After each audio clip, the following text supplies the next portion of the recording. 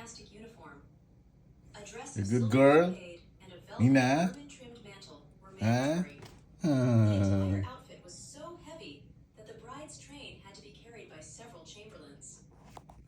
From the illustration, we can confidently identify two key pieces of the wedding regalia.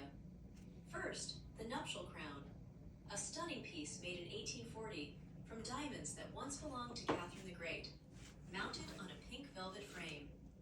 It's one of the few pieces from the wedding set that survived the Revolution, and today you can see it on display at the Hillwood Museum in Washington, D.C., part of the collection of the American heiress Marjorie Merriweather Post. I can also clearly see the imperial diamond necklace around her neck, with its enormous stones threaded on silk. It was a cascade of 36 massive diamonds, totaling over 475 carats. Many of the stones were old Indian cuts from the 17th or 18th century, and they weren't perfectly uniform.